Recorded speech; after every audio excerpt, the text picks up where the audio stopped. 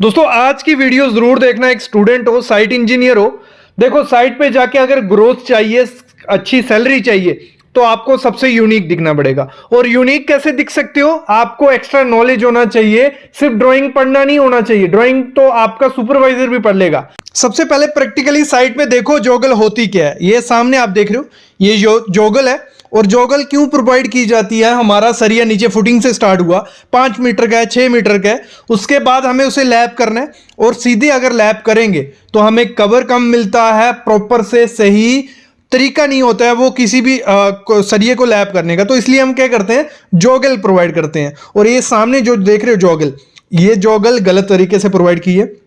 जितना इसको बेंड होना था उतना बेंड नहीं हुआ है।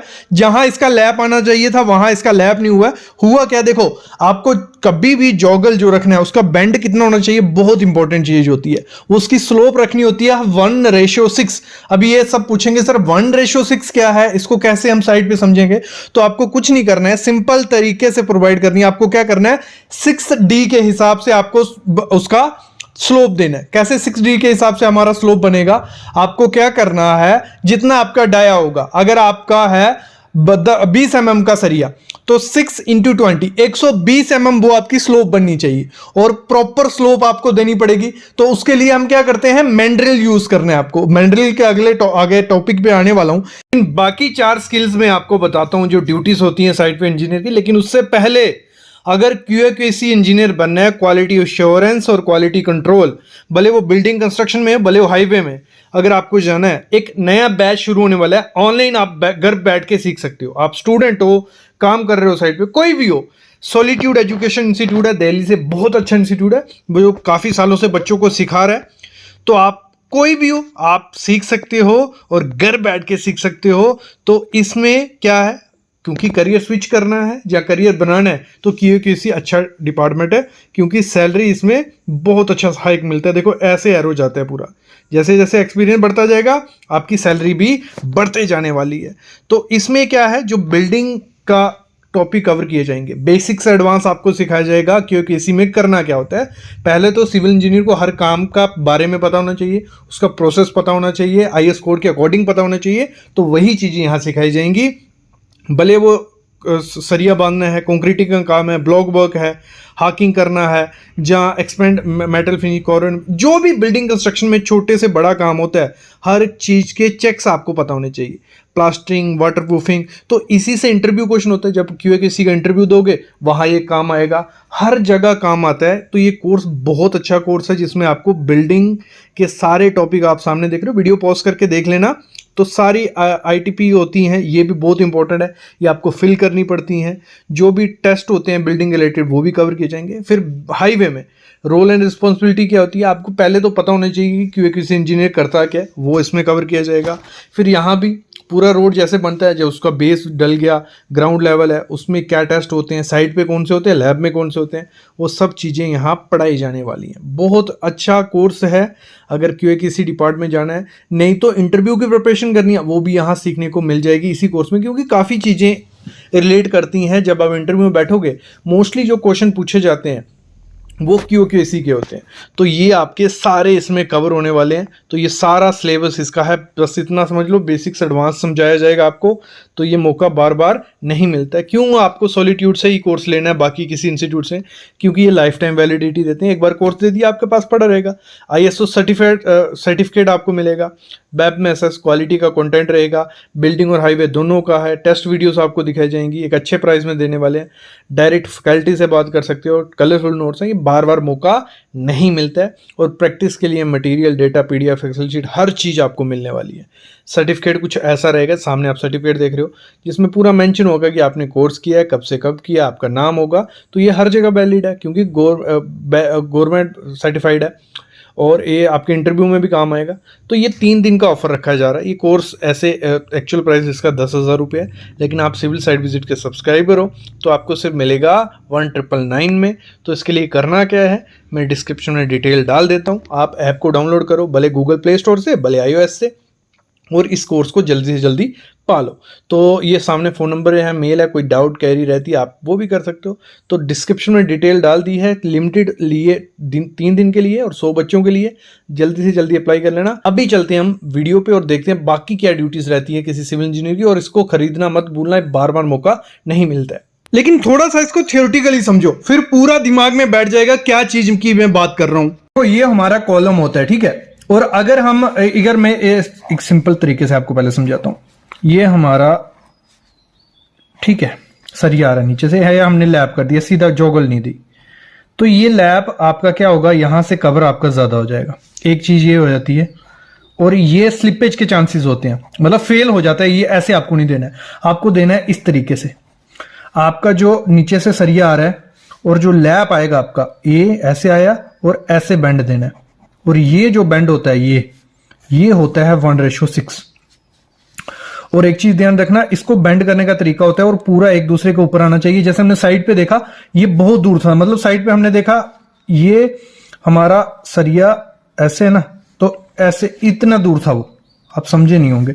तो ये हमारा सरिया था, मतलब उन्होंने जो बेंड किया था इतना दूर था, ऐसे, मतलब वो यहां टकरा, ये यहां लग रहा था, मतलब इसके पूरा नीचे आना चाहिए इस तरीके से।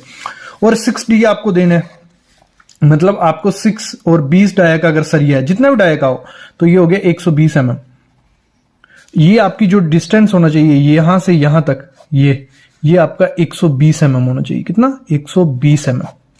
और जहां 1:6 भी वही हुआ, मतलब अगर ये 20 डाया का सरिया है, 20, ठीक है, तो 20 मतलब 1 जितना डाया होगा वो इधर उतना 20 mm, और ऐसे इधर समझो ये 20 mm, और ये जो डिस्टेंस होगा ये आपका कितना होगा, 120 mm। 1 और 6 मतलब 6 रेशो ऐसे हो गया, ठीक है, समझ गए। इस तरीके से आपको 1:6 करना है, या 6D पकड़ लो, आप उस हिसाब से समझ लोगे। मतलब ये आपका 120 mm होना चाहिए, ये थोड़ा ज्यादा होगा। क्लियर? देखो अभी समझो, थोड़ा मैं आपको स्टैगर्ड का बताता हूं। जो सरिया आपने साइड पे भी देखा होगा ऊपर नीचे होता है, आज थोड़ी धूप है तो आपको थोड़ा कैमरे में थोड़ा काला दिख रहा होगा, लेकिन अगर मैं बताऊं ये सरिया ऊपर नीचे होता क्यों है। देखो एक तो इसको रखना पड़ता है कि हमें लैप कभी भी एक जगह हमें नहीं देना होता है। अगर एक जगह हम लैप देंगे तो फेलियर के चांसेस बढ़ जाते हैं, और जब अर्थक्वेक या ओरिएंटल स्ट्रेसेस लगेंगे तो आपका कॉलम फेल हो जाएगा। तो और दूसरी चीज होती है, जब फुटिंग कर रहे होते हैं हम लोग, ये तो है नहीं है कि सीधा हम 12-12 मीटर का सरिया खड़ा कर देंगे। तो हमें तो जो सरिया है 12 मीटर की स्टैंडर्ड लेंथ आती है, और सबका ये भी होता है कि सर वेस्टेज नहीं होनी चाहिए। तो क्या करने हैं आपको, 7 मीटर का एक काट लेने हैं 12 मीटर में से, और 5 मीटर का एक। तो आगे पीछे ऐसे भी हो गया, स्टैगर्ड हो गया, कुछ नीचे रह गए कुछ ऊपर रह गए। लेकिन इसमें भी आपको ध्यान देना है कि आपका लैप कहीं जहां लैप हमें नहीं देना होता है, नो लैप जोन, वो कौन सा होता है, वहां लैप ना आ जाए। तो इसको भी हमें पहले ही डिसाइड करना पड़ता है कि हाइट कितनी है। यहां जो कॉलम आप देख रहे हो, ठीक है, फुटिंग में से कॉलम निकल गया, ये पेडेस्टल जिसे हम बोलते हैं, फुटिंग के ऊपर जो छोटा सा किया जाता है इसे पेडेस्टल बोला जाता है। अगर इसमें हमें कवर ब्लॉक नहीं मिल रहा है, मतलब आप देख रहे हो एक तरफ हमें कवर मिल रहा है कुछ 60-70 mm, और दूसरी तरफ हमें मिल रहा है 10 से 20 mm कवर, यहीं से गड़बड़ स्टार्ट हो गई है, और ये ऊपर जाते जाते दिक्कत देगी। यहां अगर कवर नहीं मिल रहा है, देखो यहां 10 mm कवर है ना, जब कंक्रीट किया जाएगा और बाद में मिट्टी डाल दी जाएगी तो जो सरिया होगा वो खराब हो जाएगा, मतलब बिल्कुल धीरे धीरे क्या होता है, डिट्रॉयड हो जाता है। और सरिया अगर खत्म ही हो गया तो कंक्रीट कितने टाइम तक खड़ा रहेगा। तो आपको क्या करना है, प्रॉपर से लेआउट करना है कि आपका जो कवर ब्लॉक है प्रॉपर से हर तरफ आए। और यहां आप देख रहे हो ये बहुत बड़ी गलती मैं मानता हूं, अगर इतना देखो 10-20 mm चलता है लेकिन एक तरफ पूरा कॉलम शिफ्ट हो जाए, ये बहुत बड़ी गलती होती है। ऐसी गलती आपको नहीं करनी। इस गलती को कैसे सुधार सकते हैं, जब लेआउट किया जा रहा है, जब मार्किंग की जा रही है, उसी दौरान आपको ध्यान रखना है। और इसमें, इस बिल्डिंग में, इस कंस्ट्रक्शन में हर एक कॉलम की यही हालत है। हमारी वीडियो की 5वीं मिस्टेक है, वो बहुत ज्यादा बड़ी की जाती है साइड पे या गांव में बोलो,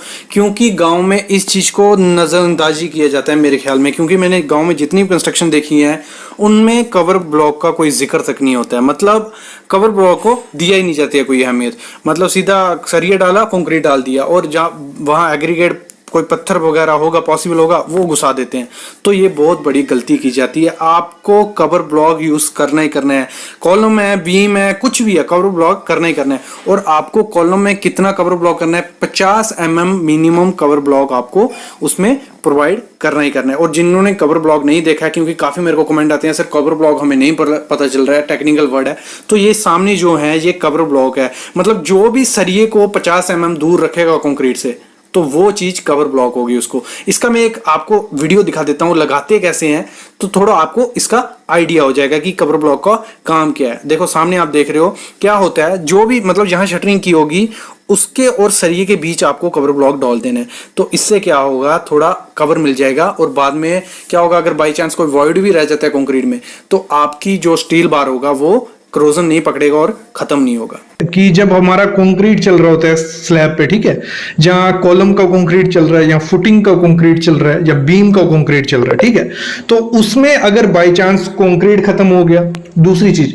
कंक्रीट हमें कुछ रीजंस के कारण बंद करना पड़ा, उस दौरान हमें कंस्ट्रक्शन जॉइंट छोड़ने पड़ते हैं, ठीक है। और कंस्ट्रक्शन जॉइंट प्रॉपरली कहां छोड़ना होता है आपको, फुटिंग, कॉलम, बीम या स्लैब में, तो वो आपको जरूर पता होना चाहिए एक एज ए सिविल इंजीनियर। सबसे पहले स्टार्ट करते हैं फुटिंग से। देखो हमारी फुटिंग किस हिसाब से रहती है, ट्रेपेजोइडल फुटिंग हमें करनी है। जहाँ ट्रेपेजोइडल रहेगी, जहाँ हमारे स्टेप फुटिंग रहती है। सिंपल जो फुटिंग रहती है ना, ऐसे नीचे आपने सिर्फ एक स्टेप दे दिया, वो सही नहीं है, वो फेलियर हो जाता है मोस्टली, उसमें पंचिंग शेयर और क्रैक आ जाता है फुटिंग में और सेटलमेंट के चांसेस हो जाते हैं। वो उसको प्रोवाइड मत किया करो। आप प्रोवाइड कौन सी करनी है, आपको हमेशा ट्रेपेजोइडल फुटिंग करनी है, ऐसी या ऐसी, ठीक है। अभी आते हैं जो हम काम कर रहे हैं कंस्ट्रक्शन जॉइंट का। कभी भी जब आपकी फुटिंग कास्टिंग हो रही है, तो ये आपकी फुटिंग है, ठीक है, इसको ना पूरा फुल करना है, ऐसे कभी नहीं करना है। ये सामने दिख गया, ये तो बेसिक है। लेकिन जब भी ऐसे करोगे, मतलब आपने फुटिंग भर दी, उसमें ना ये शेयर की आपको प्रोवाइड करनी है। ये सामने जो खड्डा सा दिख रहा है ना, ये आपका कॉलम अगर 300 बाई 300 का है, तो बीच में 150 बाई 150 का खड्डा कर लीजिए। जब खड्डा आप कर लोगे, इसको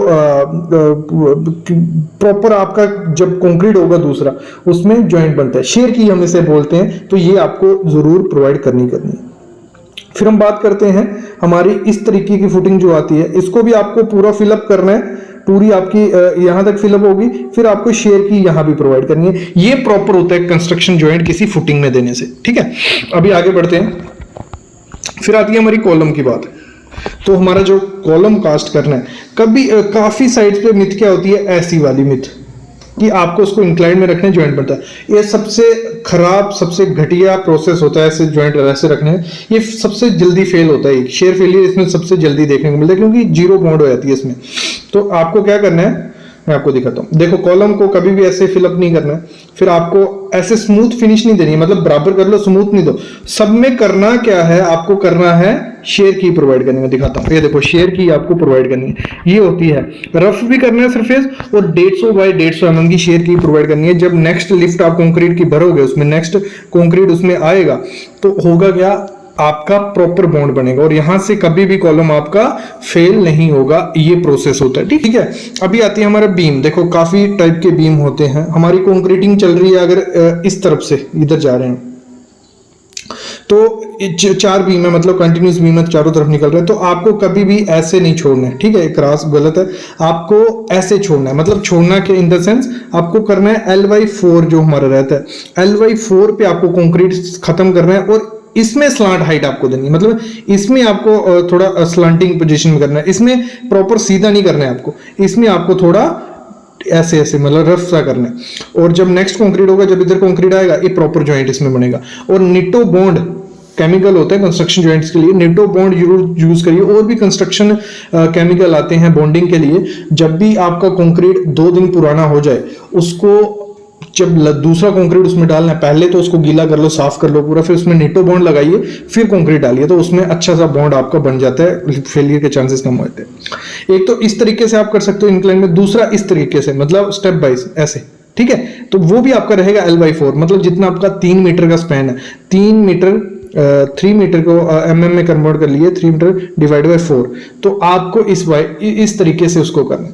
जितना आपका आएगा, अगर बाई चांस 750 mm आ रहा है तो यहाँ से इस बीम से यहाँ तक 750 mm पे हमें उसका क्या करना है, कंस्ट्रक्शन रोक देना है, आगे स्टॉपर लगा देना है, ठीक है। ये प्रोसेस होता है। और एक रियल सिविल इंजीनियर जो रहता है ना, वो यही काम करता है, अच्छे से तरीके से करता है, ऐसे नहीं करता है। नेक्स्ट, अगर आपको इसी बीम पे रोकना है तो ये तरीका आपको अपनाना, पूरा फिनिश करना है उसको। ये नहीं है कि आधा उसको छोड़ना है, देख रहे हो, ऐसे नहीं, पूरा फिनिश कर लीजिए और नेक्स्ट वो बॉन्ड उधर करेगा, क्योंकि इसका लो ट्रांसफर नीचे कॉलम होगा, वो उस पर रेस्ट हो रहा होगा, उस पर कोई दिक्कत आपको देखने को नहीं मिलेगी। अब इसको एक सेक्शन के हिसाब से समझते हैं। तो यहाँ देखिए, आपको कंक्रीट हमारा चल रहा है, ऐसे नहीं करना है, ठीक है। मतलब क्या नहीं करना है, ये टी बीम है हमारा, बीम के ऊपर नहीं करना है आपको पीछे कर लेना है। पीछे देखो, ये इधर भी आपको नहीं करना है। आपको करना कैसे है, ये भी नहीं करना, आपको करना है LY4 के हिसाब से। ये हमने ऊपर सीखा, आपको 2 बीम छोड़ के आगे LY4 के हिसाब से हमें उसको छोड़ देना है। ये